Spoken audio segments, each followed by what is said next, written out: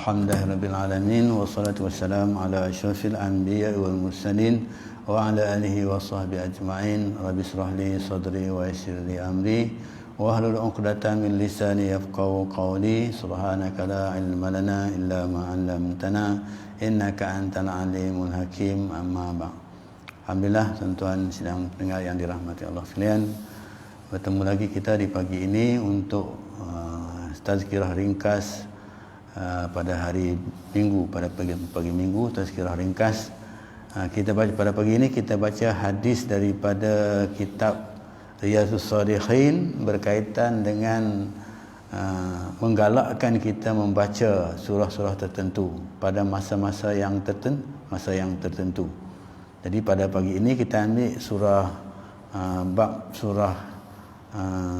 bab ayat kursi, ya, daripada surah Baqarah, surah Baqarah ayat kursi. Seperti mana kita tahu, ayat kursi ini fadilatnya banyak. Jadi pada malam ini, pada pagi ini kita ambil ayat kursi, hadis yang berkaitan dengan ini, iaitu dalam hadis yang ke-13 dalam kitab Riyadhus Shalihin. Boleh rujuk muka surat 152, iaitu jilid yang ke-5. Hadis ini panjang, tapi saya baca maksudnya saja ataupun terjemahannya saja, sebab tidak kalau baca hadisnya dalam matan bahasa Arab ni agak panjang, ya, jadi mengambil masa yang agak lama, ya, jadi kita ambil terjemahannya saja. Jadi hadis ini diriwayatkan oleh Imam Bukhari. Maksud hadis atau makna hadis daripada Abu Hurairah radhiyallahu anhu, katanya, aku ditugaskan oleh Rasulullah sallallahu alaihi wasallam untuk menjaga kutipan zakat fitrah. Kemudian datanglah kepadaku seorang pendatang, kemudian dia mula mengambil makanan tersebut dengan rakus dan kemudian diisi dalam bekas. Ini cerita Abu Hurairah, ya. Cerita Abu Hurairah. Aku ditugaskan oleh Rasulullah sallallahu alaihi wasallam untuk menjaga kutipan zakat fitrah. Kemudian datanglah kepadaku seorang pendatang, kemudian dia mula mengambil makanan tersebut dengan rakus dan kemudian diisi ke dalam bekas. Aku pun menahannya, kata Abu Hurairah, aku pun menahannya dan terus berkata, sesungguhnya kamu akan aku hadapkan kepada Rasulullah sallallahu alaihi wasallam. Orang itu pun berkata, sesungguhnya aku ini adalah seorang yang sangat memerlukan makanan, di mana aku mempunyai keluarga yang ramai dan mereka sangat-sangat berhajat kepada makanan yang seperti ini. Setelah mendengar penerangan daripadanya, kata Abu Hurairah, selepas mendengar penerangan daripada lelaki tadi, aku pun terus melepaskannya dan aku memberi kepadanya bahan makanan dengan secukupnya. Pada keesokannya, baginda pun bersabda, wahai Abu Hurairah, apakah yang telah dilakukan oleh orang yang telah engkau pegang tangannya malam tadi? Aku pun menjawab, Abu Hurairah kata, aku pun menjawab kepada Rasulullah, wahai Rasulullah, ia telah mengadu kepada aku bahawa ia mempunyai keluarga yang ramai dan mereka itu sangat memerlukan makanan.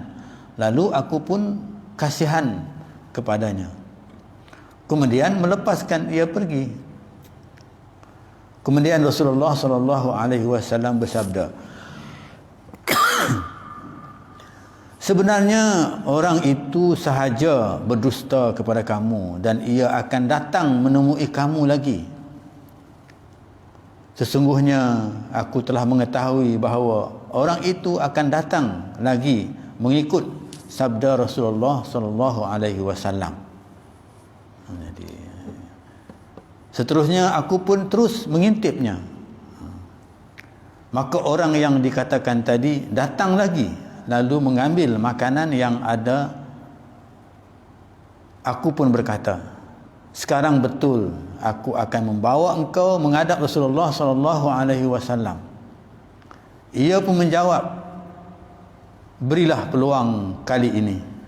Sesungguhnya aku adalah seorang yang sangat memerlukan makanan dan aku mempunyai ahli keluarga yang ramai dan di bawah tanggunganku. Aku tidak akan datang lagi. Sekali lagi aku menaruh rasa kasihan kepadanya. Aku pun melepaskan ia pergi. Pada keesokannya Rasulullah sallallahu alaihi wasallam bersabda kepadaku, "Wahai Abu Hurairah, apa yang telah dilakukan oleh tanganmu malam tadi?" Aku berkata, orang itu mengadu hal lagi kepadaku bahawa dia sangat berhajat kepada makanan kerana dia mempunyai keluarga yang ramai. Oleh sebab itulah aku merasa kasihan kepadanya lalu melepaskan dia pergi.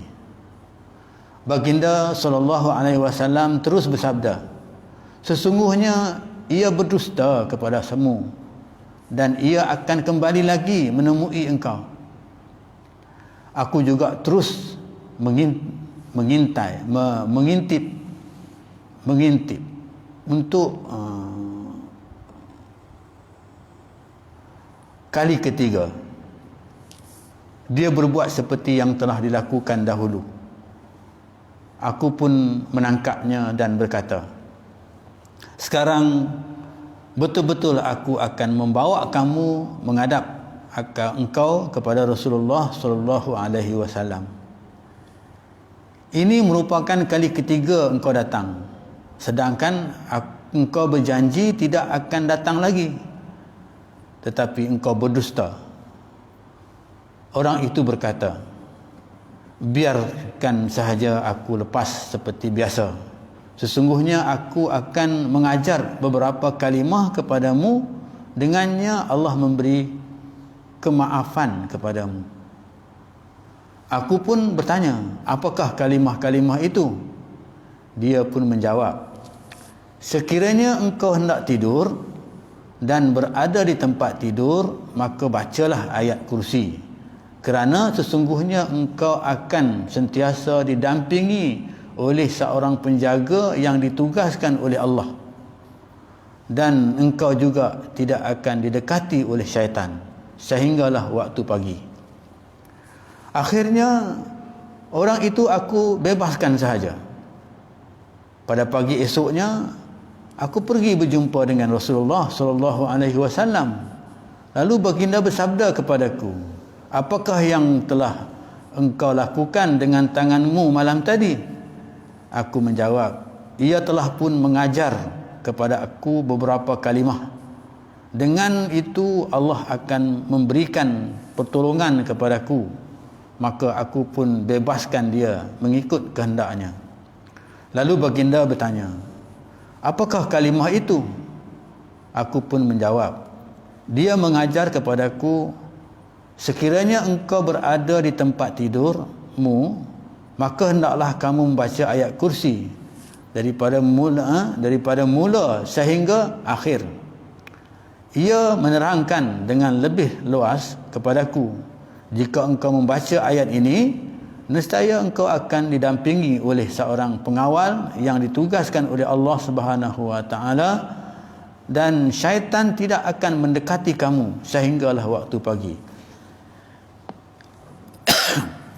Maka Nabi SAW bersabda, sesungguhnya dia telah berkata benar kepadamu, membaca ayat kursi akan mendapat perlindungan Allah. Tetapi orang itu sendiri adalah seorang pendusta besar. Tidakkah engkau mengetahui siapakah yang engkau ajak bercakap selama 3 malam berturut-turut itu? Aku pun menjawab, tidak. Baginda pun terus bersabda, itu adalah syaitan. Itu hadis, terjemahan hadis yang agak panjang menceritakan tentang Abu Hurairah dengan seorang laki-laki yang dimaksudkan oleh yang disebut oleh Rasulullah SAW ini, iaitu syaitan. Syaitan. Jadi seperti mana yang kita tahu bahawa syaitan ni dia boleh menjelma dirinya menjadi lelaki, ya, seorang manusia laki-laki. Dan malaikat pun begitu juga, ya, malaikat pun boleh menjelma dirinya menjadi seorang manusia, ya, laki-laki yang baik, ya, seperti mana malaikat Jibril menjelma dirinya menjadi seorang pria laki-laki apabila berjumpa dengan Nabi Ibrahim alaihissalam untuk menyampaikan berita bahawa isteri Nabi Ibrahim, Sarah, ya, akan dikurniakan seorang anak, ya, kurniakan seorang anak walaupun usianya sudah lanjut, kan. Itu dua makhluk inilah, itu syaitan dan jin ini, maksudnya mereka ini boleh menjelma, ya, menjadi manusia, ya. Sebab itu kita pun manusia, kadang-kadang orang kata kita syaitan. Kalaulah, ya, seperti mana kalaulah kita tu berperangai macam perangai syaitan. Okey, daripada hadis yang kita baca ini maka di sana dapat kita mengambil beberapa pengajaran.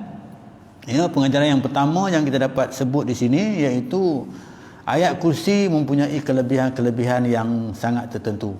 Ya, seperti mana kita tahulah, ya, iaitu membaca dengan niat ikhlas, ya, ketika berada dalam rumah kita pun, ya, sama ada waktu pagi ke, waktu petang ke, waktu malam ke, insya-Allah, ya, dipelihara dan dilindungi oleh Allah Subhanahu Wa Taala daripada gangguan syaitan, ya.